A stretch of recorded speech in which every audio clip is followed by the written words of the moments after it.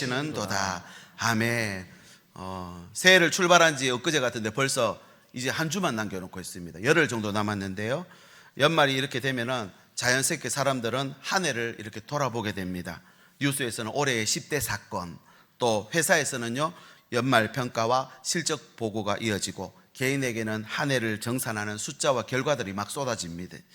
그래서 연말이 되면 사람들 마음 비슷한 질문을 다 합니다. 무엇을 이루었는가? 잘 살았나?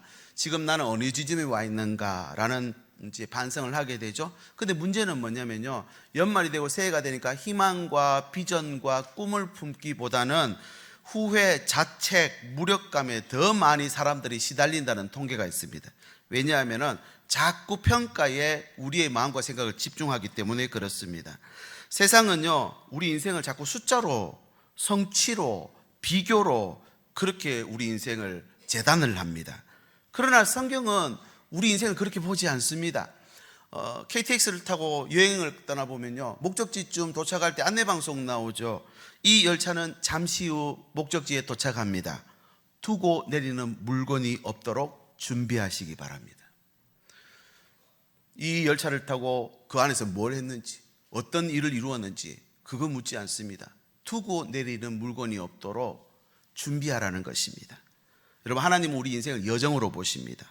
그래서 하나님 보실 때에는요, 성과보다는 잊지 말아야 할 것을 당부하시는 것이 아버지의 마음입니다. 세상은 당신이 인생이 주인이다 라고 하며 그렇게 막 지켜 세운다고 그랬죠. 근데 지난주 뭐라 했습니까? 우리 인생을 소모품, 도구 정도밖에 안 봅니다. 하나님은 우리를 그렇게 보시지 않습니다. 우리의 인생을 등수로 매기지 않습니다. 일로 보지 않습니다. 성경은 우리 인생을 여정으로 봅니다. 그래서 마치는 게 중요하죠. 사도 바울도요, 디모데후서 4장 7절 8절에 나의 달려갈 길을 마치고 믿음을 지켰으니 이후로는 나를 위하여 의의 면류관이 예비되었다라고 고백합니다. 그럼 이후에 의의 면류관 받을 때 그때 어떤 일이 시작됩니까? 지난주 말씀드렸죠. 혼인잔치가 시작되는 거예요. 축제가 시작되는 거예요. 우리는 거기에 들러리가 아닙니다. 하객가 아닙니다. 신부라 그랬죠. 주인공입니다. 예복 주셨어요. 내가 어떤 자격이나 조건 따지는 게 아닙니다. 주님 주신 예복 입고 우리는 증인으로 거기 서는 것입니다. 그냥 하객 아닙니다. 내빈입니다. 내빈, 귀한 손님요. 주인공이라는 말이죠. 세상은 결과만 기억합니다. 성경은요 과정을 보십니다. 그 과정에 은혜가 있었냐 하는 거죠. 세상은 내 능력이 중요하다라고 생각합니다. 그러나 하나님은 우리에게 내게 능력이 있으니까 너를 내가 붙들어 준다라고 위로하십니다. 세상은 더 강해져야 된다 생각합니다. 성경은요 괜찮다, 하나님이 회복할 수 있다. 오늘 하나님의 품 안에 들어오신 모든 주의 백성들 위해 하나님의 회복하심이 함께 하시기를 진심으로 소망합니다. 축복합니다. 여러분, 이것이 하나님의 마음입니다. 세상이 보는 인생은 스스로 만들어가야 하지만 성경이 말씀하는 하나님은요 끝까지 책임진다는 것입니다. 우리를 책임진다는 거예요. 우리 기도 가운데 있는 자녀들 책임진다는 거예요. 우리 가정 책임지시고 우리의 일터를 하나님 책임지시는 줄 믿으시기 바랍니다.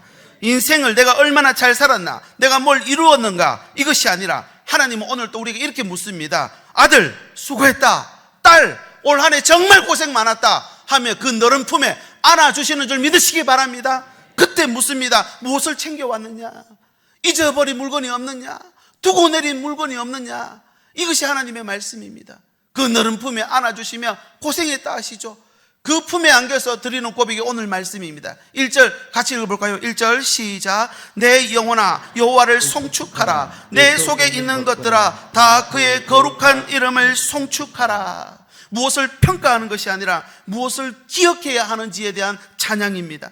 이 찬양시죠. 고난을 없어서가 아니라 고난을 통과하고 난 다음 하나님께 드리는 마지막 우리 노래 고백이라는 거죠. 성과로 한 해를 정리하지만 성경은 이 한 해를 정리하고 다시 새해를 시작할 수 있도록 우리에게 충만한 은혜를 부으시는 줄 믿으시기 바랍니다. 그 은혜를 사모하는 시간이 이 연말의 시간이 돼야 됩니다. 그 은혜를 받아야 또 새해를 시작할 수 있는 거예요. 그래서 그 은혜를 통해서 다시 시작하는 놀라운 우리의 모든 삶이 될 수 있기를 진심으로 소망합니다. 여러분, 그럼 우리가 이렇게 시작하려면 잊지 말아야 할 게 있어요. 잊지 말아야 할 것 세 가지. 첫 번째, 은택입니다. 은택. 2절 말씀에 그 말이 나오는데요, 그의 모든 은택을 잊지 말지어다. 여기 나오는 은택은 감정이 아닙니다. 여러분 한번 생각해 보시면 감정이나 기분은요 왜곡되는 경우가 생깁니다. 기분 탓에, 감정 탓에 잘못 말하고 잘못 결정할 때가 많이 있죠. 그런데 여기서 말하는 은택은 행동이나 결과가 남는 실제 역사를 가리키거든요. 지나온 일들을 여러분 돌아보면 실제 일어난 일들 중에 되었던 일이 있고요, 안 됐던 일이 있어요. 근데 보통 어느 게 기억에 많이 남습니까? 안 됐던 게 더 기억에 많이 남아요. 이스라엘 역사도 마찬가지입니다. 그들이 가장 큰 위기를 맞이했을 때는 하나님의 능력 없어서가 아니라 하나님 은혜 잊었을 때 안 됐던 것만 생각나고 못했던 것만 기억나니까 서로 원망하고 불평해서 하나님을 떠난 것입니다.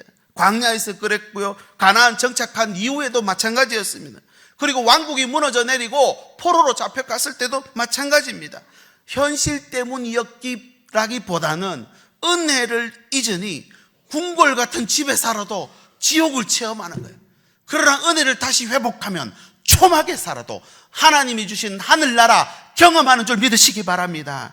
그래서 시인은 문제를 이렇게 진단합니다. 은혜가 없어서가 아니라 은혜를 잊어서 그렇다. 잊지 말지어다. 그래서 구약학자 월터 브루글만이라고 하는 이분이 찬양을 이렇게 정의합니다. 상황을 바꾸기 전에 기억을 먼저 바꾸는 것이 찬양이라는 것입니다. 다시요, 상황을 바꾸기 전에 기억부터 바꾸는 것이 우선순위라는 겁니다. 잘 들어보십시오.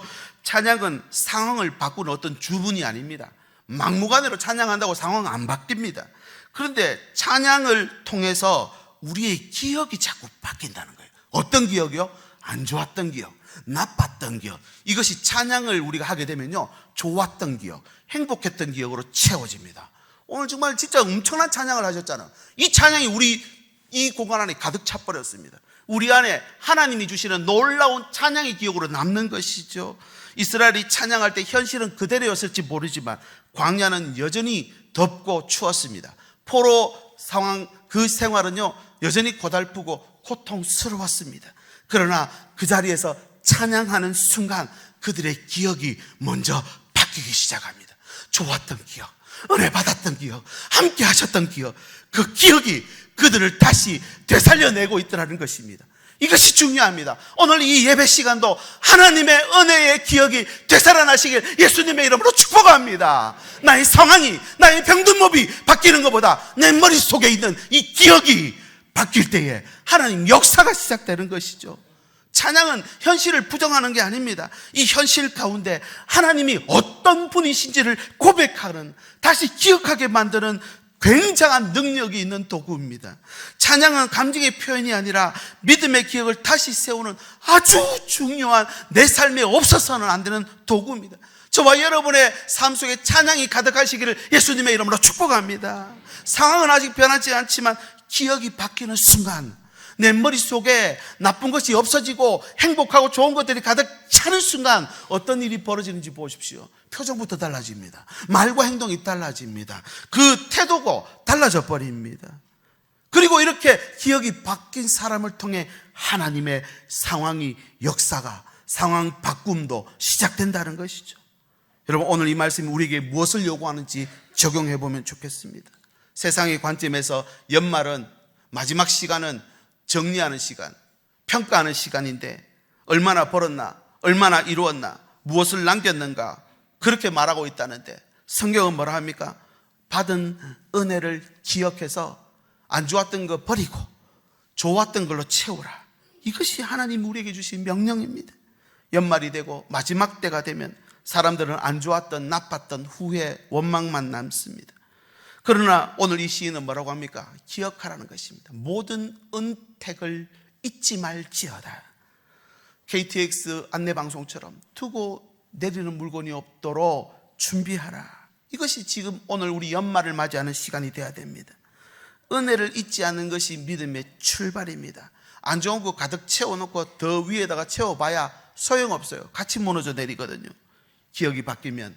그러나 인생을 해석하는 기준도 바뀝니다. 꿈보다 해몽이라고 그랬죠. 은혜를 기억하는 사람은 과거에 묶이지 않고 새로운 시작이 가능하다. 그래서 기억하라는 것입니다. 여러분, 하나님이 무엇을 행하셨는지, 올 한 해 내 가정에, 내 삶에 어떤 일을 행하셨는지 하나도 빠짐없이 다 기억해내시기를 축복합니다. 그래서 이 말씀은 이런 말씀입니다. 소제목 3가지입니다. 첫 번째, 어떤 사람에게 주는 말씀이냐? 후회와 죄책감에 눌린 사람에게 주는 말씀이다. 실패보다 먼저 기억해야 할 것은, 같이 읽어볼까요? 시작. 하나님이 포기하지 않았다. 하나님 우리 가정 포기 안 했어요. 하나님 아직 내 병든 육신 포기 안 했는데 내가 먼저 포기하면 안 되잖아요. 내 삶을 하나님 아직 포기하지 않았다. 그것이 오늘 이 말씀입니다. 잊지 말라는 것입니다. 두 번째 소제목, 상실과 아픔을 지나온 사람들에게 주는 말씀. 이런 것만 세고 있지 말고 그 가운데에서도, 같이 읽을까요? 시작. 너를 붙드신 손길을 기억하라. 우리가 이 자리에 있는 것은요, 우리가 이긴 자들이에요. 왜냐하면 하나님 나를 붙들어 여기 갖다 놨잖아요. 여기까지 왔다는 것입니다. 세 번째 소제목, 분주함 속에서도 무감각해진 사람에게 이 말씀이 말합니다. 얼마나 바쁩니까? 지금 연말 금방 지나갑니다. 새해 되면요, 송구영신, 새해 특별 새벽 기도회, 그러고 돌아서면은 구정설을 지낼 거고요. 그러고 조금 지나면요, 새학기 맞이합니다. 3월달이란 말입니다. 시간이 빠릅니까? 느립니까? 엄청 빠르게 갑니다. 은혜가 없었던 게 아니에요. 근데 우리가 너무 빨리 지나가니까, 같이 읽을까요? 시작. 기억하지 못했을 뿐이다. 그래서 우리가 결단해야 됩니다. 올 한 해 나를 평가하기 전에 먼저 기억을 다 해내야 됩니다. 하나님 내게 준 은혜, 내가 이룬 목록보다 하나님이 베풀어 주신 목록을 먼저 기록을 해야 됩니다. 기억 안 나면 버리고, 기억나면 넣고, 아니요, 하나도 빠짐없이 절대 잊으면 안 되는 것들을 전부 다 우리 마음속에, 생각 속에 다 채워 넣게 되시길 바랍니다. 그러면 후회보다도 찬양으로 마무리가 가능한 것이죠. 우리 천국 올라갈 때 찬송하며 올라간다 그랬습니다. 저 밝고도 묘한 시온성 향하여 가세, 내 주의 찬란한 성에 찬송하며 올라가세. 할렐루야. 우리도 찬송하며 올라가야죠. 도살장에 끌려가는 양처럼 끌려가지 말고 찬송하며 당당하게 입성하라는 것입니다. 그 방법이 뭐라고요? 은택을 잊지 않는 것. 하나님께 감사할 제목을 가지고 찬송하며 올라가는 것이 잊지 말라는 하나님의 당부입니다. 두 번째는 능력입니다. 하나님 은혜는 말에 그치지 않고 능력으로 역사합니다. 믿으시기 바랍니다. 오늘 말씀 받았으면 내 삶에 역사가 일어나는 걸 기대하고 사모해야 돼요. 그런데 하나님 역사는 어떤 역사냐? 오늘 말씀에 나옵니다. 3절 볼까요? 3절 같이 읽겠습니다. 시작. 그가 내 모든 죄악을 사하시며 내 모든 병을 고치시며. 여러분, 오늘 이 말씀을 잘 보십시오. 죄 사함과 병 고침입니다. 굉장히 중요한 단어입니다. 죄의 일부분, 병의 일부분이 아니라 모든 것을 말하는데, 모든이라는 단어를 반복해서 사용하는 이 히브리 문법은 굉장한 강조용법이라는 거예요. 강조용법. 예외를 허락하지 않는 전면성을 말할 때 모든이라는 단어를 쓰는데, 연속으로 2번에서 쓰는데, 이건 강조용법이라는 거죠. 죄악은 실수나 잘못을 넘어서 삶이 비뚤어집니다. 살짝 비뚤어져도요, 지금은 아무것도 아닌 것 같은데 시간이 지나고 멀리 가보면 그냥 엄청나게 떨어져 있습니다. 감정이 조금 상했죠? 그때 빨리 치유하고 회복 안 하면요, 나중에 그분과의 감정이 엄청나게 벌어져 있는 걸 알 수 있습니다. 차를 이렇게 타고 다니시는 분 아실지 모르겠는데, 사고가 탁 났는데 별로 흠집이 안 났어요. 근데 보니까 프레임이 약간 찌그러졌어요. 차 프레임이. 근데 시간이 지나면서 보니까 핸들이 막 떨리기 시작하고요, 그 다음에 연비가 막 갑자기 막 떨어지고 차에 이상이 오는 겁니다. 처음에는 괜찮았는데 나중에 알고 보니까 중심축이 틀어진 거예요. 죄는 그런 것입니다. 성경에서 말하는 이 죄는요, 죄 문제를 해결하지 않으면, 여러분, 그걸 덮어놓고 가면 결국 그 죄는 사망을 낳더라는 것입니다. 욕심이 잉태한 즉 죄를 낳고 죄가 사망에 이른다 그랬죠. 그래서 이 죄를 사하는 것은요, 굉장히 우리 삶의 중요한 부분입니다. 단순히 실수로 끝나는 것이 아니라 결국은 이 죄가 나중에 문제를 일으키는 것이죠. 병도 마찬가지입니다. 육신의 병도 우리의 삶의 질을 너무나 밑으로 떨어뜨리죠. 오래 산다고 해서 행복한 게 아닙니다. 아프면 소용이 없습니다. 그런데 하나님이 고쳐주신다 하거든요. 병고침. 이 병고친다라는 이 동사는 단순히 증상 완화가 아니라 완치를 말합니다. 완치 판정. 의사 선생님이 완치 판정 받으면 얼마나 기분이 좋습니까? 눈에 보이는 증상 하나만 고치는 부분이 아니라 몸과 마음도 우리의 영도 다 고친다. 그래서 출애굽기 15장 26절에는 하나님이 자신을 이렇게 소개합니다. 나는 너희를 치료하는 여호와임이라. 나는 치료 전문가라는 거예요. 고치는 데는 내가 전문가라는 거예요. 우리는 내가 고쳐보려고 민간요법을 동원하고 영양제를 먹고 또 여러 가지 운동을 하지만 결국 우리 육신을 치유하시는 분은 하나님이신 줄 믿습니다. 우리의 영과 생과 우리의 모든 육신 하나님이 치료하신다. 병고침. 여러분 어떠십니까? 연말을 지나고 새해를 맞이하면 정말로 새날이 열립니까? 내 몸이 새 것이 되어서 새롭게 날아갈 때 그렇게 시작할 수 있습니까? 대부분은요 병을 달고 삽니다. 대부분은요 죄를 덮어놓고 지나갑니다. 그렇게 하지 말라는 거예요. 하나님 오늘 또 잊지 말라고 하시면서 하나님의 능력을 잊지 말라는 거예요. 하나님은 죄를 사하시는 분이고 병을 고치시는 분이심을 믿으라는 사실입니다. 이 죄사함과 병고침은 인간이 할 수 있는 일이 아니에요. 하나님만 할 수 있는 고유한 영역이 죄사함과 병고침입니다. 중요한 것은요, 성경에서 이 죄사함과 병고침은 같이 따라다닙니다. 붙어 다닙니다. 병행구조로 연결되어 있다. 이렇게 문법에 설명해 놨습니다. 죄사함과 병고침은 분리된 사건이 아니라 하나님의 구원 역사에 하나로 묶여서 통으로 움직인다는 거예요. 죄사함이 일어나면 병고침 따라오고요, 병고침이 일어나면 죄사함도 따라온다는 것입니다. 이게 같이 간다는 거죠. 고대 사회에서 보면 이게 더 잘 이해가 됩니다. 고대 사회에서 질병은요 죄와 함께 봤습니다. 부정하다 그랬죠. 그래서 어떤 병을 만나거나 전염병이 돌면요 마녀 사냥을 하기 시작합니다. 그 마녀를 잡아서 죽여야, 죄를 해결해야 병도 고칠 수 있다 그랬죠. 그래서 병이 생겼다는 말은 병만 고쳐가 될 게 아니라 죄도 사함받는 문제까지도 가야 됐던 것입니다. 고대 사회가 그랬습니다. 그래서 예수님은 그 병을 고칠 때 죄도 함께 사하십니다. 마태복음 9장 2절 중풍병자에게 이르시되 작은 자야 안심하라, 네 뭐를 받았다고요? 죄사함 받았다 그럽니다. 근데 이 바리새인 서기관들 볼 때에는요 병 고치러 왔는데 죄사함을 보니까 이게 지금 신성모독이에요. 죄사함과 병 고치면 누구만 하실 수 있다고요? 하나님만 할 수 있다 했는데 지금 이 사람이 지금 죄를 사하고 앉아 있는 거예요. 신성모독이라는 것입니다. 그때 예수님이 뭐라고 답변하는지 보십시오. 9장 6절 그러나 인자가 세상에서 죄를 사하는 권능이 있는 줄 너희로 알게 하려 하노라. 그냥 사도들이, 초대교회가 예수님을 신성시한 게 아니에요. 진짜 하나님이시에요. 죄를 사하는 권능이 있는 줄 알게 하려고 이 땅에서 행한 걸 그들이 직접 눈으로 보았다는 것입니다. 그러면서 뒷구절 중풍병자에게 말씀하시되 일어나 네 침상 들고 집으로 가라. 죄사함이 일어나니까 병고침도 같이 일어나는 것이죠. 여러분 이 메시지는 오늘 또 유효한 능력이 있는 말씀입니다. 이 죄를 숨기거나 합리화하려고 하면요 결국 그건 그대로 가는 것입니다. 아픔을 마찬가지입니다. 병도 참고 견디려고 합니다. 아니면 더 좋은 걸로 덮어버리려 합니다. 그렇다고 병이 근원이 남는 건 아니죠.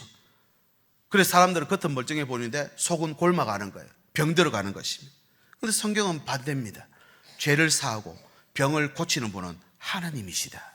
세상은 스스로 버텨야 되고 스스로 찾아다녀야 되지만 하나님께 오면은 병 고치고 죄 사하는 걸 믿어야 된다는 것입니다. 그래서 찬송가에도요 이런 찬송이 얼마나 많은지 몰라요. 내 모든 시험 무거운 짐을, 내 모든 괴로움 닥치는 환난, 내 짐이 점점 무거워질 때 마음의 시험 무거운 죄를 주 예수 앞에 아뢰이면 예수는 나의 능력이 되사 세상을 이길 힘 주시네.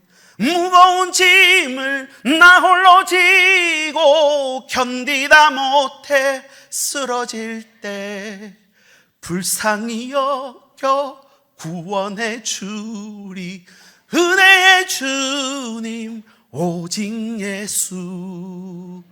할렐루야. 예수는 하나님의 공의이십니다. 예수님은 하나님의 사랑이십니다. 예수님은 하나님의 능력이십니다. 그분이 오셔서 병 고치고 죄 사하는 거 당연히 일어나는 것이죠. 오늘 예수님 이 자리에 우리와 함께 하시는 줄 믿으시기 바랍니다. 우리 안에도 죄 사함이 일어나고 병 고침이 반드시 일어나야 하는 줄 믿습니다. 하나님께 하나밖에 없는 대체 불가능한 독생자가 이 땅에 오셨어요. 그리고 그분의 영을 보내셨잖아요. 독생하신 하나님의 아들의 영, 그리스도의 영, 예수의 영, 보혜사 성령, 그분의 이름으로 사도들은 역사를 행했습니다.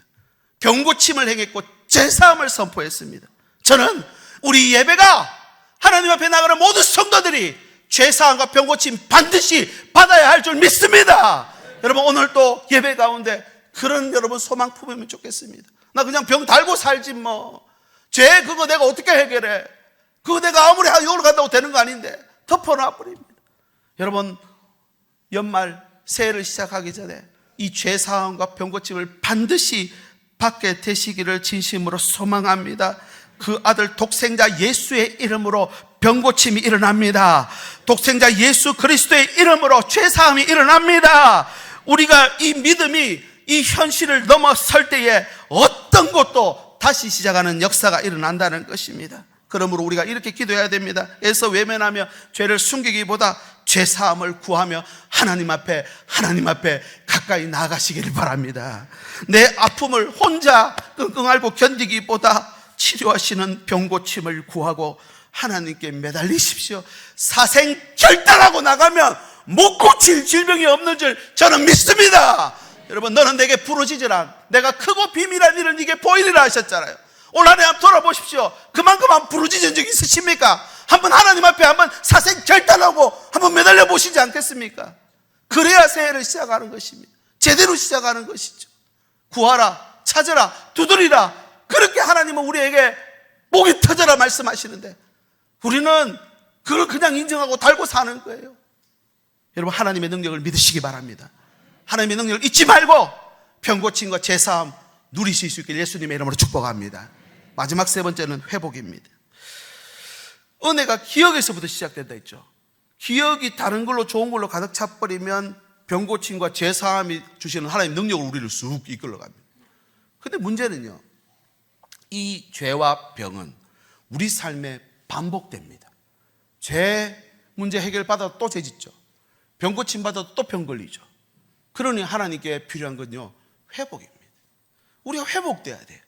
그래서 하나님께서 우리에게 회복되는 과정을 지금 말씀이 설명해 주는데 4절 말씀입니다. 4절 내 생명을 파멸해서 속량하고 인자와 긍휼로 관을 씌운다 그랬죠. 먼저 속량입니다. 속량은 대속이죠. 대신 값을 치르고 끄집어냈다는 말입니다. 우리를 그냥 도와주는 게 아니라 스스로 빠져나올 수 없는 구덩이에 직접 들어오셔서 이 세상 가운데 들어오셔서 우리를 건져 올리셨다. 그 다음 말씀이 중요합니다.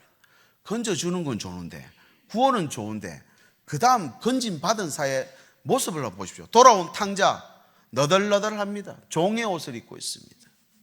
물에 빠진 사람 건져놔 보십시오. 물에 다 젖어 있고요, 만신창이 되어 있습니다. 구사일생에 있는 사람이 무슨 그리스도의 군사가 됩니까? 근데 하나님이 그 자에게, 그런 사람에게 어떤 은혜 베푸는지 보십시오. 인자와 긍휼로 관을 씌웠다. 왕관입니다. 명예를 회복시킨다는 말이죠. 돌아온 탕자에게 하나님 아버지가 그 반지를 끼워줍니다. 절대 반지죠. 권세를 주셨습니다. 하나님의 자녀가 되는 권세. 옷을 입으셨습니다. 신분 회복입니다. 신발을 가르치셨습니다. 사역을 다시 할 수 있도록 일하도록 만들어 주셨다는 것입니다. 이것이 회복입니다. 죄로 인해 잃어버렸던 올 한 해 내 인생들, 상처로 인해 내려놨던 내 자신, 실패로 인해 스스로 포기했던 자리를 인자와 긍휼의 관으로 회복시키신다. 여러분 하나님 앞에 나가서 기도할 때 인자와 긍휼로 회복시켜 주십시오. 우리 아들 질병에 매여 저렇게 주저앉아 있지 말게 하시고 하나님 고쳐주십시오. 고쳐주실 뿐만 아니라 인자와 긍휼의 관으로 회복시켜 주십시오. 기도해야 됩니다. 세상의 관점에서 회복은 겉모습만 바뀌는 거예요. 덮어놓고 가리고 있는 척 하는 척 화장, 그죠? 그 다음에 문신, 전부 다 근본 문제 해결 아니잖아요. 근데 하나님의 회복은 근본적인 회복입니다. 풀 체인지, 완전 전면 수정, 완전 새거. 보라, 새것이 되었도다. 새로운 피조물로 만듭니다. 이전 상태로 돌아가는 게 아닙니다. 5절 말씀 볼까요? 좋은 곳으로 네 소원을 만족하게 하는데 네 청춘을 독수리같이 새롭게 하실 것이다. 원래 상태가 아니라 독수리같이 새롭게 한다는 말은 독수리가 창공을 박차고 올라가 날아오르는 걸 말하는데 다시 생기를 줘야 날아오를 힘이 생기죠. 꿈을 심어주고 소망을 불어넣으니까 날아오르더라는 것입니다. 그런데요, 이 어두운 터널을 지났을 때 날아오는 것입니다. 바닥을 치면은 바닥을 차고 올라오는 것이죠. 이것이 새 출발의 의미입니다. 회복은 내 안에 열심이나 내 능력이 아니라 하나님이 은혜 부으시니까 그걸 받아서 생기를 받아서 뛰어오르는 것이죠. 이것이 성경이 말하는 갱신, 회복, 새 사람, 새 인생을 말하는 것입니다. 이전과는 다르는 새해. 그래서 이 열흘 정도 남은 이 시간을 정리하고 새해부터는 새 사람, 완전히 새 사람이에요. 완전히 새 인생이에요. 그렇게 살아가는 회복을 주신다는 것입니다. 이 말씀은 부모가 자녀를 향해 주는 말씀과도 같습니다. 우리 부모님들 자녀들 회복되기를 바라시죠? 회복되기를 바라시죠? 그죠? 여러분, 회복되는데 그냥 만신창이 941생 이거 원치 않으시죠? 자존감 회복하고 새로운 사명 받아가지고 힘차게 생기게 일어나는 걸 원하시죠? 이게 하나님 인자와 긍휼의 관입니다. 너는 더 이상 부끄러운 존재 아니다. 너 내 아들이야, 내 딸이야. 내가 너를 다 회복시켜. 여러분 어떠십니까? 한 해를 돌아보니 너무 초라하고 너무 아무것도 아닌 것 같고 세상 기준의 평가를 해보니까 뭐 잃어버린 것밖에 없는 거예요. 그렇게 잊지 말라는 거예요. 하나님 회복시킬 거니까. 독수리, 참새나 작은 새들은 막 날갯짓을 얼마나 해야 되는지 모릅니다. 독수리 그렇게 날갯짓 하는 거 보셨습니까? 오를 때 외에는 그렇게 안 합니다. 그냥 타고 그냥 납니다. 뭘 탑니까? 바람을 타고 하늘 끝까지 올라갑니다. 하나님의 은혜를 타면은 끝까지 올라가는 것입니다. 여러분, 하나님의 은혜에 자신을 맡기면 올라가는 것입니다. 이게 진짜 회복이죠. 그리고 소원 성취, 내 소원이 아니라 하나님이 나를 향한 소원. 여러분, 이 좋은 곳으로 내 소원을 만족하게 한다는 건 내가 좋아하고 내 자녀들이 좋아하고 원하는 걸 주어봤자 그건 좋은 것이 안 됩니다. 하나님이 주셔야 좋은 것이죠. 여러분, 때로는 하나님 거절하심으로 더 좋은 것을 주실 때가 훨씬 많습니다. 한 해를 돌아보십시오. 거절하시면 더 좋은 거 주시는 게 너무 많습니다. 여러분, 지금 내 마음에 소원이 있으십니까? 이 소원을 하나님께 드리시길 바랍니다. 송구영신 예배 시간에는 기도 제목을 적어서 올리고 하나님 말씀을 받을 것입니다. 여러분, 기도 제목 지금부터 준비하셔야 돼요. 딱 그 시간에 와서 아이고 기도 제목하고 몇 자 적어서 낸다고 그게 정말 소원 맞으십니까? 진짜 소원을 고민하고 생각하고 그래서 한 자 한 자 하나님 앞에 적어서 하나님께 드리면 네 청춘을 독수리같이 새롭게 하시리라. 이게 하나님 말씀이죠. 이 새롭게 하심을 받아야죠. 달고 살 거 아닙니다. 덮어놓고 지나갈 거 아니에요. 병고침 받고 죄사함 받아서 완전 새 사람 되어서 여러분 2026년을 시작할 수 있기를 예수님의 이름으로 축복합니다. 이걸 잊지 말라는 거예요. 이걸 잊지 말라. 이제 말씀을 정리합니다. 우리는 무엇으로 한 해를 마무리해야 되겠습니까? 뭘 이루었는가가 아니라 뭘 기억하고 있나? 잘 챙겨왔나? 두고 온 것 없나? 잊지 말아야 할 것, 시간이 걸리더라도 하나도 빠짐없이 다 기억해 내시기를 바랍니다. 생각하고 기억하시고 오감을 총동원해 가지고 천국 갔다 온 분들의 하나같이 하는 똑같은 간증이 뭔지 아십니까? 우리의 오감, 시각, 후각, 청각, 미각, 촉각 이런 것들이 수십만 배로 증폭된다는 거예요. 세상의 모든 냄새들이 맡아지고 세상의 모든 맛이 느껴지고 이렇게 놀라울 수가 없다는 거예요. 우리의 오감을 다 총동원해 가지고 하나님이 내게 하신 일들을 기억해 내시길 바랍니다. 거기서부터가 은혜의 시작입니다. 은택을 잊지 말고 그리고 하나님의 능력을 믿으십시오.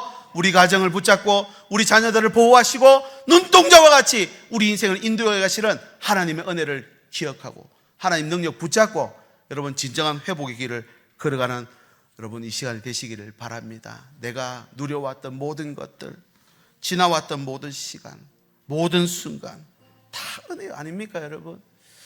한번 그것을 다시 한번 되뇌이고 안 좋았던 거 나빴던 거 내려놓고 그건 하나님께 해석을 맡기고 내게 주신 은혜를 찾아내십시오. 말씀에 임자가 있다 그랬잖아요. 은혜도 임자가 있어요 여러분. 내게 주신 은혜의 임자가 되셔야죠. 그 은혜 가지고 하나님 앞에 설 때 찬양하면서 내 기억이 바뀌어버리는 거예요. 그러면 바뀐 그곳에 하나님 역사가 시작되고, 그러면 그 역사 통해서 하나님 우리를 하나씩 새롭게 해가시는 줄 믿습니다. 그렇게 새롭게 받은 사람이 새 백성이 돼서 새 시대를 여는 거예요. 여러분 오늘 또 우리에게 이 연말을 보낼 때 그냥 막년에 그래서 그냥 여기저기 모임 다니지 마시고, 여러분 진짜 하나님 내게 주신 은혜를 하나씩 곱씹어가며, 안 되면 기도 은혜로도 가셔가지고 하나님 앞에 찾아내십시오. 하나도 빠짐없이 다 찾아내서 하나님 주신 은혜 다 누리실 수 있기를 진심으로 소망합니다.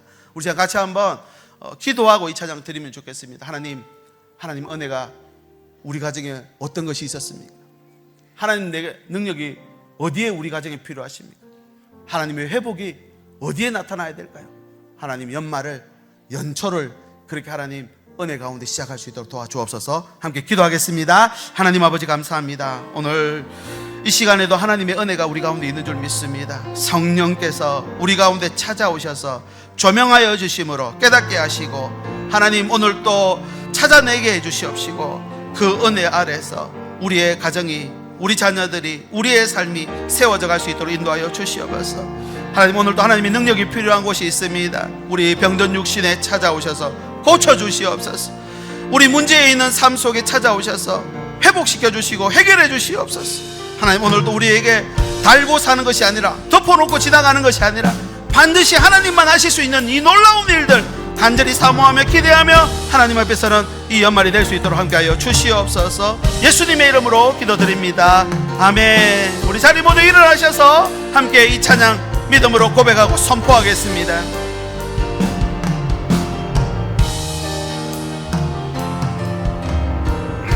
내가 누려왔던 모든 것들, 내가 누려왔던 모든 것들이, 내가 지나왔던 모든 시간이, 내가 걸어왔던 모든 순간이 당연한 것 아니라 은혜였소. 아침 해가 뜨고 저녁에 노을, 밤의 꽃향기와 가을의 열매, 변하는 계절의 모든 순간이 당연한 것 아니라 우리 2절 찬양합시다. 내가 이 땅에 태어나 사는 것,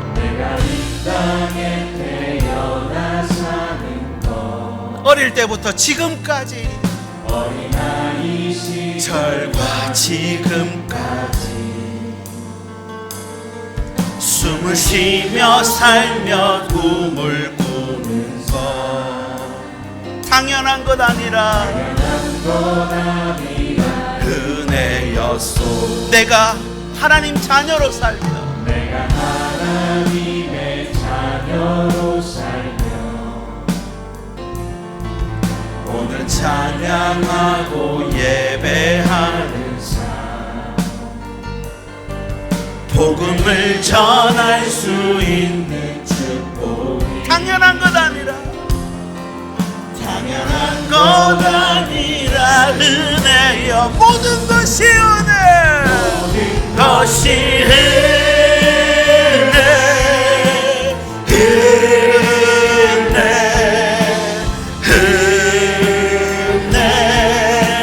한없는 은혜.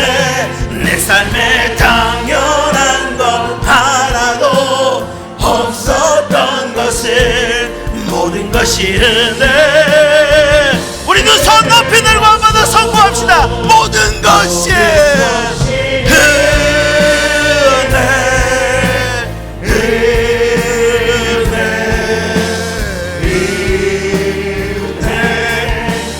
한없는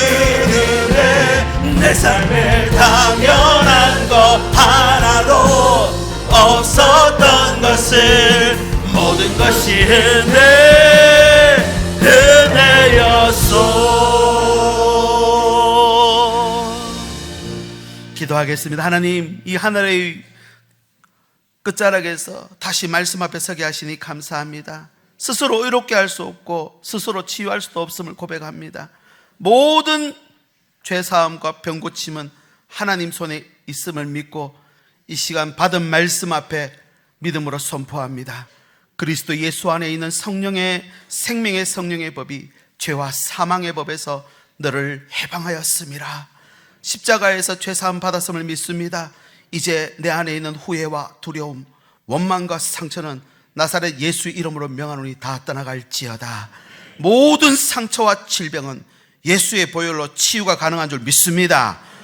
하나밖에 없는 대체 불가능한 독생자 예수 그리스도의 이름으로 내 안에 있는 어두운 과거, 실패의 기억, 죄책감, 나를 괴롭히는 육신의 모든 질병들, 모든 우리의 마음의 병들, 나사렛 예수 이름으로 명하노니 다 떠나갈지어다.